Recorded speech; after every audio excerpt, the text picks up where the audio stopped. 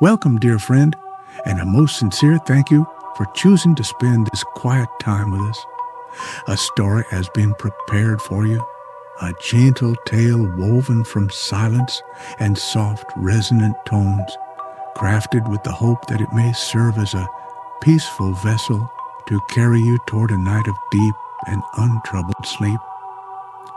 Should you find a measure of comfort in our journey together into the warm, quiet deeps, we would be so grateful if you would, before you drift away, offer your support by liking this story and subscribing to our channel, and perhaps leaving a kind word for us to find in the morning. Before we take our first gentle plunge, we will first share a moment of quiet breath to help settle the world. Let us now invite true and total comfort, settling into your resting place as if you were a small, smooth pebble finding its perfect spot in the softest sand. Feel the gentle weight of your own body, fully supported by your mattress, allowing every muscle to feel held and wonderfully secure. You might draw your blankets around you, a soft, warm current of comfort, creating a safe and cozy haven just for you. This is a time given wholly to peace, a gentle pilgrimage where the busy currents of the day can finally still, allowing a profound quiet to settle in your heart, as deep and serene as the silent sunlit waters of a hidden lake.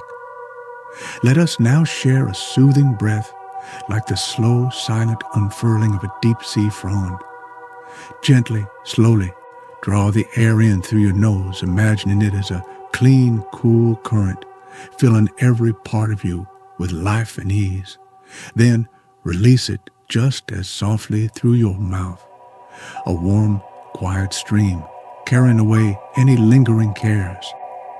With each slow, easy breath, feel your body softening and growing heavier in the most pleasant way, releasing any small knots of tension you may be holding. Imagine the clean, sweet fragrance of warm water, the faint, earthy scent of moss after a sun shower, and the deep, profound silence of a world without sharp edges or sudden noises. If, by chance, your thoughts should begin to drift and swirl like silt caught in a gentle current, that is perfectly all right, dear one. Simply notice them with a gentle kindness, as you might observe the slow dance of light in the water, and then guide your attention back to the steady, peaceful rhythm of your breath, or to the quiet comfort of my voice. There is nothing left for you to do now, save for listening and allowing the story to be a gentle tide, carrying you toward the deep and restorative rest you so richly deserve. Feel the low resonant hum of the sunken chimes, a vibration that sings a song of pure peace, coaxing your own body into a state of profound ease. Let us begin. Chapter 1. The Still Surface. There are places in the world that seem to exist just at the edge of things, and the caldera of silent song was one such place. To reach it, one had to follow a path that was not a path at all, but rather a gentle inclination, a feeling in the air that one was moving toward a profound and waiting quiet. Lorien stood now at its rim, a place he had come to know as well as his own heart. Below him lay a perfect circle of water, its surface so impossibly still it seemed not liquid, but a polished disk of dark, cool obsidian that held a perfect, softened reflection of the pale blue sky and the few wisps of cloud that drifted lazily across it. The air here was always soft and carried a unique collection of comforting scents. There was the rich, deep fragrance of the dark, damp earth, a smell of pure life. Woven through that was the sweet, green perfume of the thick moss that carpeted everything, a living velvet that cushioned every sound, and beneath it all was the clean, almost sweet scent that rose from the water itself. a fragrance that spoke of purity and deep, undisturbed peace. It was an atmosphere that gently commanded one to slow down, to breathe more deeply, to simply be. Lorien began his simple, unhurried ritual of preparation, each movement a small, quiet meditation. He laid out a soft, woven cloth upon the springy moss, its texture a pleasant roughness against his fingertips. Upon it, he placed the few things he would need: a smooth single-piece mask with a lens of clarified amber, and a pair of soft, flexible fins that felt more like extensions of his own feet. There was no clatter of metal, no jarring sounds of equipment, only the soft whisper of cloth against cloth and the gentle sigh of his own quiet breathing mingling with the sigh of a light breeze that rustled the broad, waxy leaves of the trees that stood sentinel around the caldera's edge. He took a moment to simply sit on the moss-covered bank, his legs folded comfortably, and gaze at the water. It was the color of a deep, cloudless twilight, and from this vantage point, it was impossible to guess at the wonders that lay beneath its serene surface. It held its secrets with a gentle patience.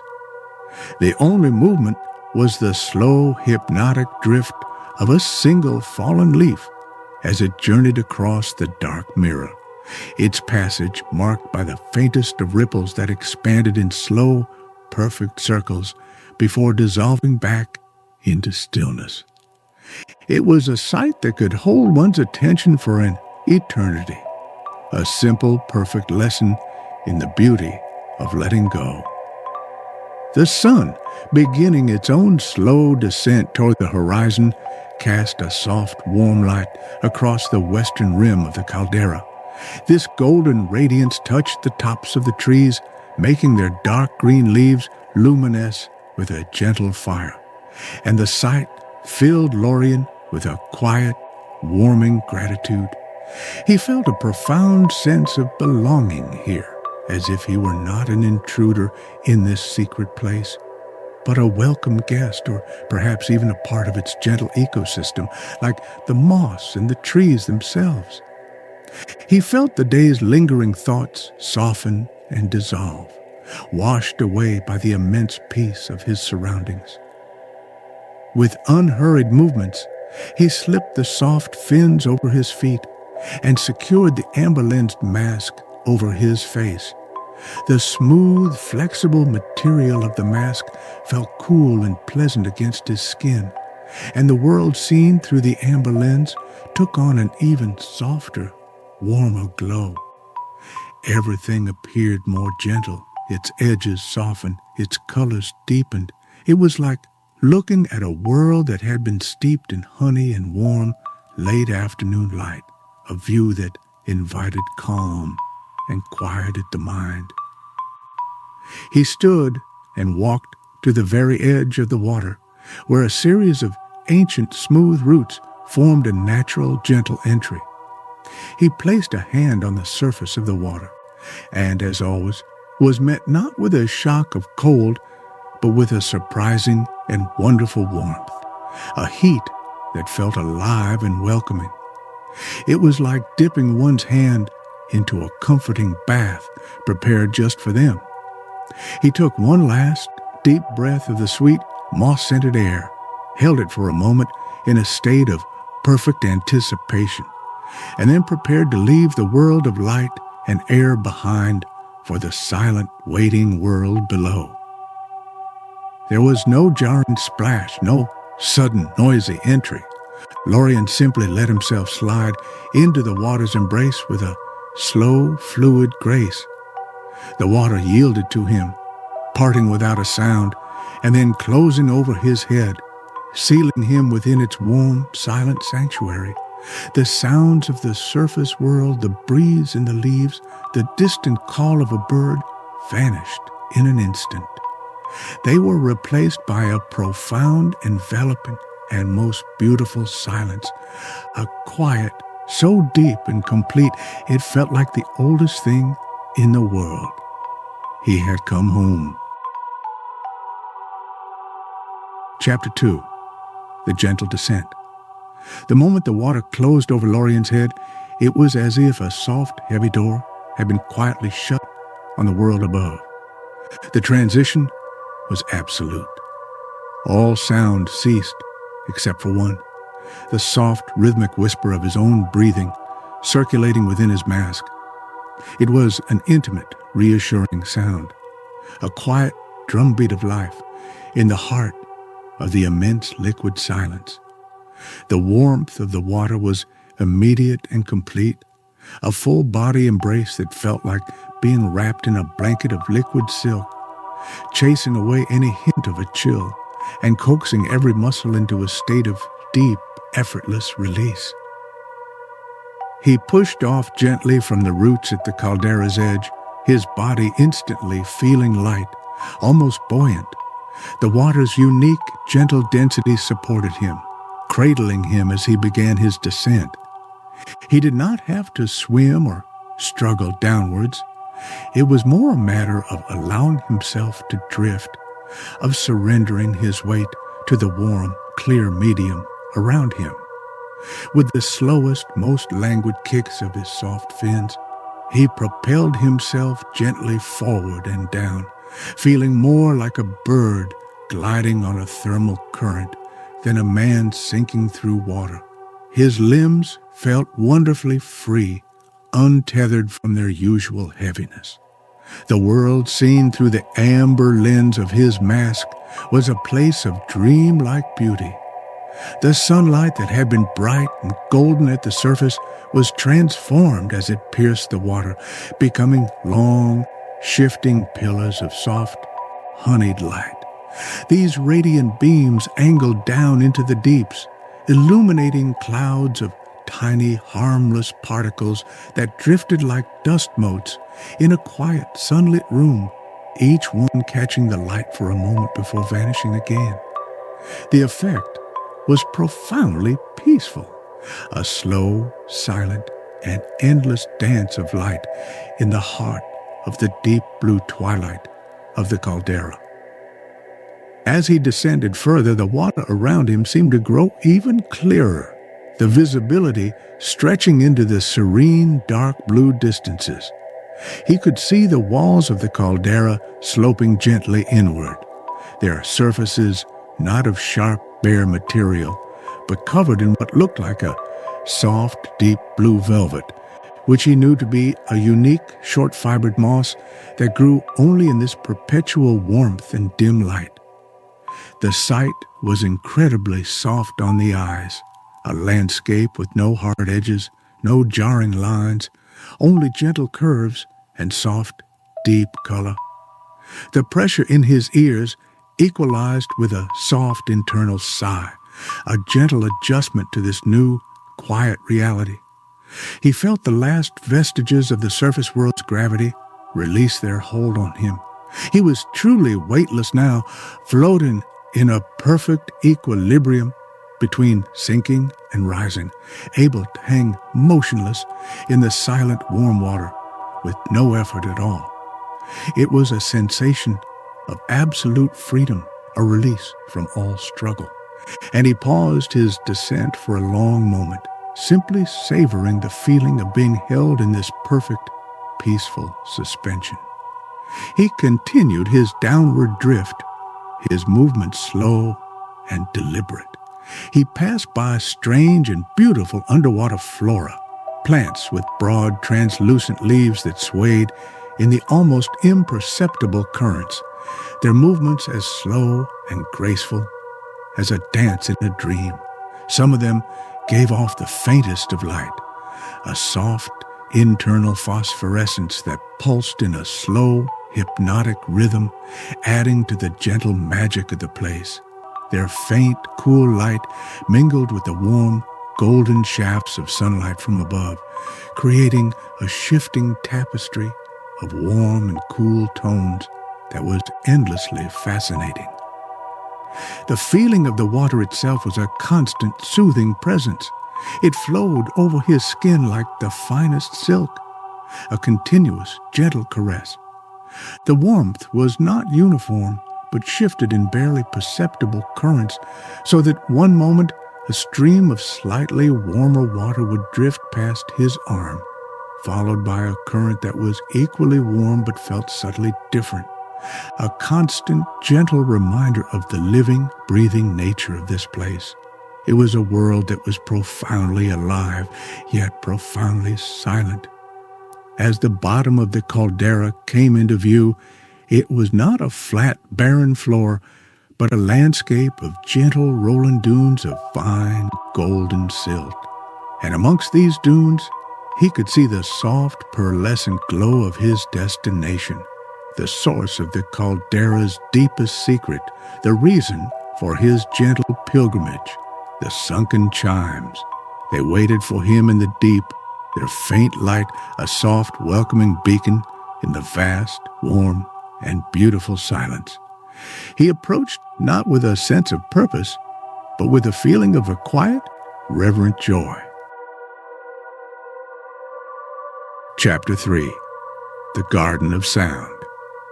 Arriving at the floor of the caldera felt less like landing and more like drifting into a place of gentle anchorage.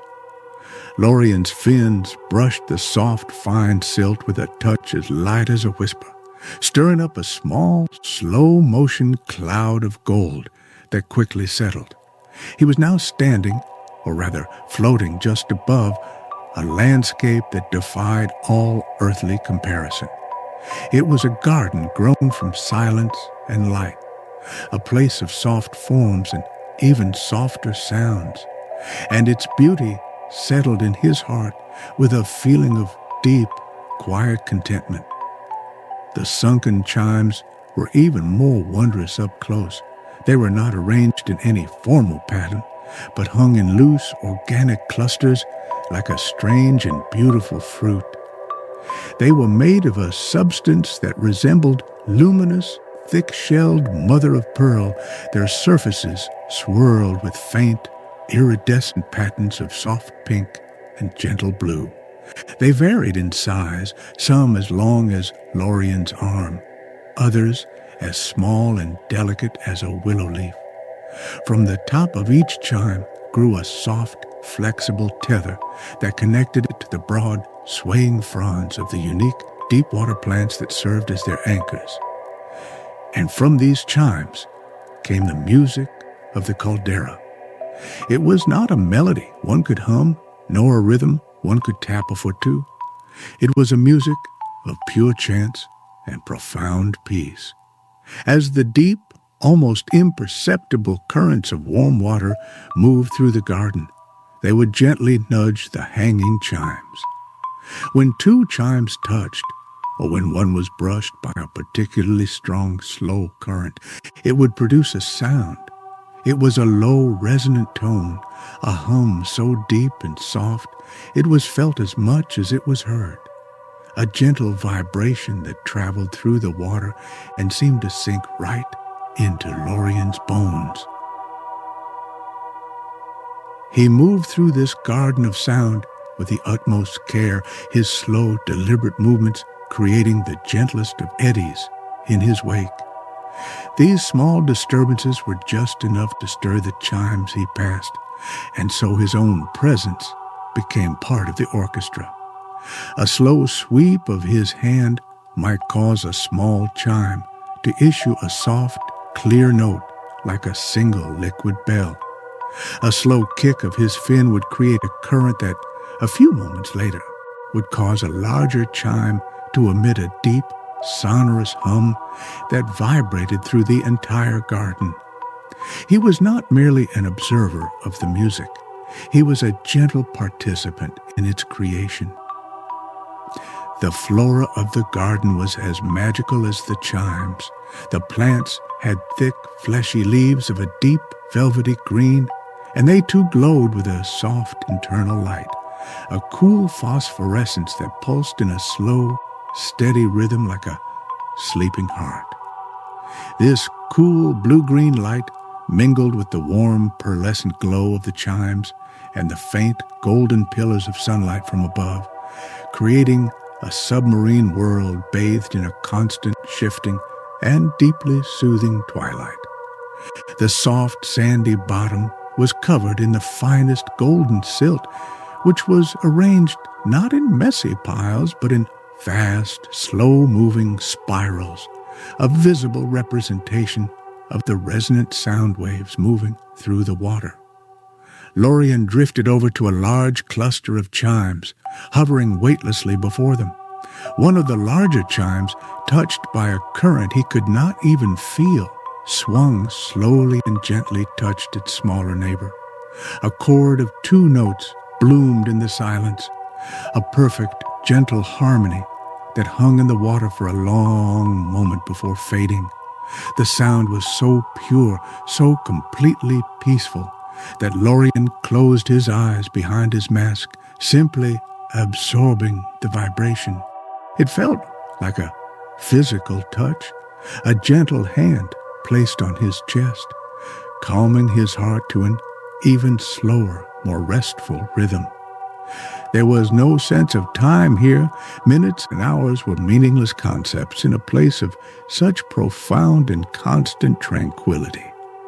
There was only the present moment, the feeling of the warm, silky water, the sight of the soft, glowing lights, and the sound of the beautiful, random music of the chimes. Lorien felt his own sense of self begin to soften at the edges, the boundary between his body and the water seeming to dissolve until he felt he was just another current, another gentle presence in this underwater sanctuary of sound and light. It was a feeling of complete and utter peace. He stayed for a long while just floating, listening, and watching. He observed the slow, graceful dance of the plant fronds, the gentle sway of the hanging chimes, and the mesmerizing, slow-motion ballet of the light.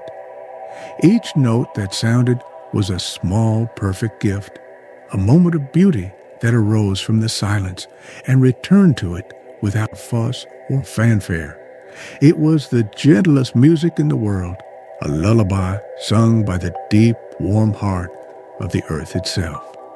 And Lorien listened with a feeling of deep gratitude and quiet joy.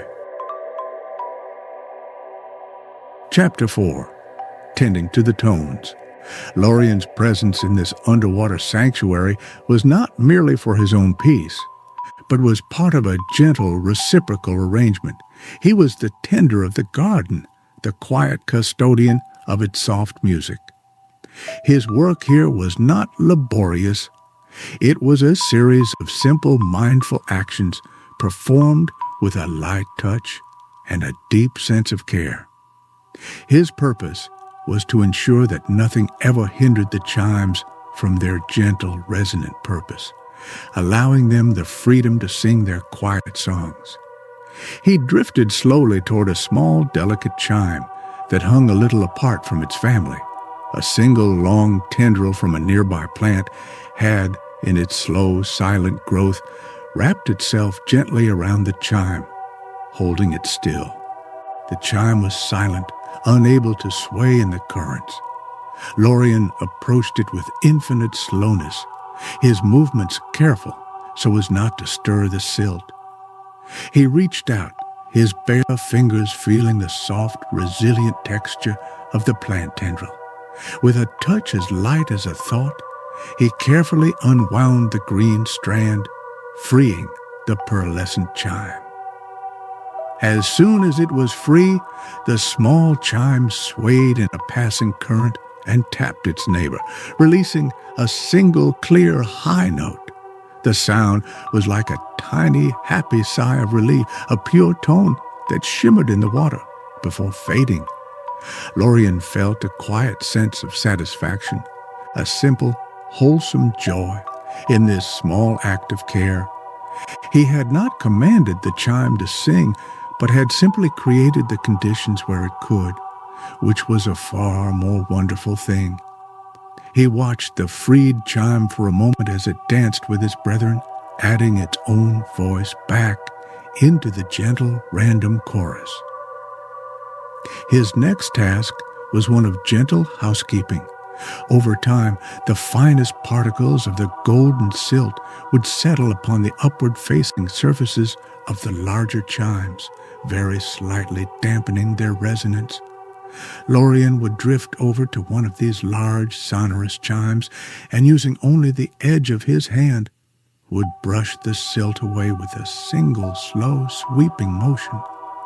The silt would lift off in a beautiful, slow-motion golden cloud, which would then drift away on the currents to settle elsewhere. The newly cleaned surface of the chime would seem to glow just a little more brightly, its pearlescent luster renewed.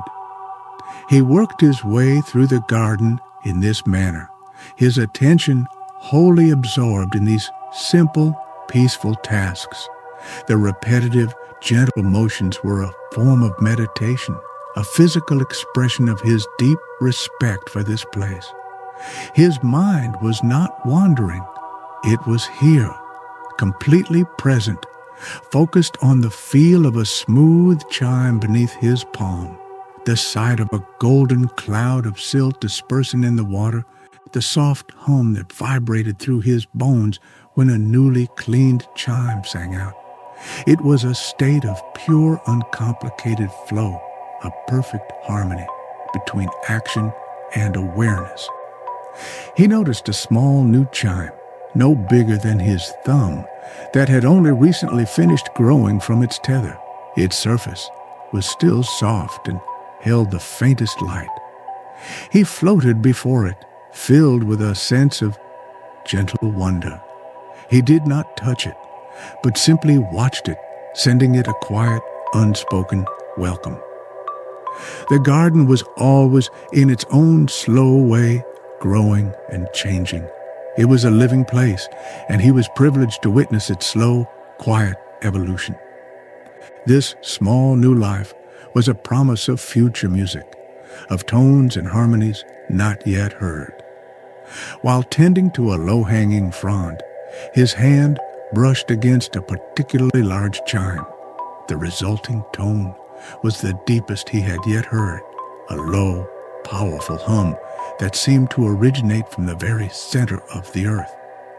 The vibration was immense, yet utterly gentle. It traveled through Lorien's entire body, a resonant wave of pure peace that seemed to align every part of him, smoothing out any final hidden crease of tension. He froze, letting the incredible sound wash over him, feeling it in his teeth, in the bones of his skull, in the core of his chest. It was a deeply healing sensation, a full-body immersion in pure, calming resonance. When the last of the vibration had faded, a profound stillness settled in its wake. The whole garden seemed to be holding its breath.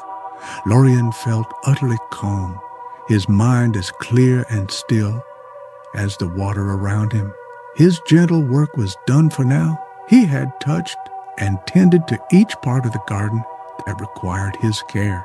Now, all that was left to do was rest, to become part of the audience once more, and to listen to the beautiful, unplanned concert that his gentle efforts had helped to make possible. Chapter 5. The Resonant Heart. With his gentle duties fulfilled, Lorien drifted to the very center of the sunken garden, a small, open space of soft, golden silt. Here, he let his body find its point of perfect, neutral buoyancy, and he simply floated, suspended in the warm, silent heart of the caldera. His arms were loose at his sides, his legs relaxed, his entire being given over to the gentle support of the water. He was a silent, motionless witness to the quiet wonder all around him. The garden continued its gentle, ceaseless performance. A low hum would bloom to his left, followed by a soft, clear chime from his right, creating an accidental, perfect harmony that hung in the water for a precious moment. Long, slow minutes would pass in total silence, a silence so deep it felt like a soft, physical presence. Then a whole cluster of chimes would be stirred by a deep, powerful current, producing a complex, shimmering chord that washed through the garden like a gentle wave. It was a symphony of profound peace, and Lorien simply allowed it to be, without expectation or desire. He felt the boundary between himself and his surroundings continue to blur. The slow, rhythmic pulse of light from the phosphorescent plants seemed to be in time with his own slow, steady heartbeat. The gentle warmth of the water felt indistinguishable from the warmth of his own blood. The resonant hum of the chimes felt like a vibration originating from his own chest. He was not a man floating in water. He was a quiet, conscious part of a single, peaceful, living organism. It was a feeling of connection so deep and profound it brought a quiet, joyful smile to his lips. He watched the long, soft pillars of light from the sun, now low in the sky, angle through the water, their golden color deepening to a soft, dusky orange. They illuminated the slow, silent dance of the silt spirals on the garden floor, their patterns shifting and reforming in response to the unheard music. It was a visual representation of the deep harmony of the place, a slow, beautiful calligraphy written by sound and water. The sight was mesmerizing, holding his gaze and his mind in a state of gentle, thoughtless focus. A feeling of profound restoration seeped into him. It felt as though the warm water was gently drawing out any lingering trace of weariness, and the resonant tones of the chimes were replacing it with a deep, unshakable calm. It was not a boisterous energy, but a quiet, steady sense of wholeness.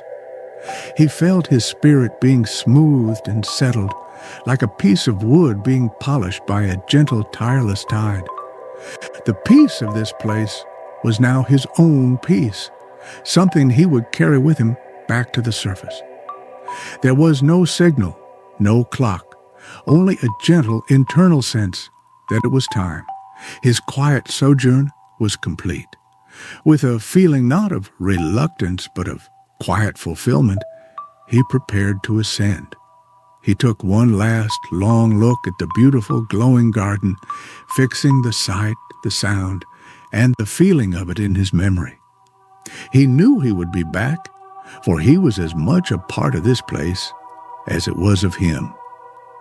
He pushed off from the bottom with a single, slow, powerful kick of his fins.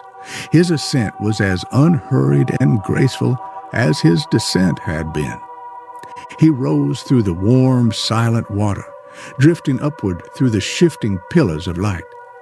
He passed the gently swaying fronds of the deep water plants, their faint light bidding him a soft, silent farewell. The resonant music of the chimes grew fainter below him, the vibrations lessening, until once more the world was filled with only the deep, profound silence of the water and the soft, reassuring sound of his own breath. As he neared the surface, the water grew brighter, the dusky orange of the deeps giving way to the soft, rosy pink of the sunset, now reflected on the water's underside. With a final gentle push, his head broke the surface. The sound of the world returned, not as a shock, but as a soft whisper. He took a deep, clean breath of the cool evening air, which smelled of moss and night-blooming flowers. The caldera was even more peaceful now in the deep twilight, a perfect circle of calm.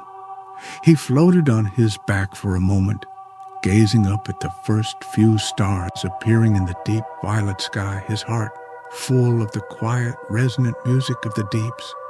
He was whole. He was at peace.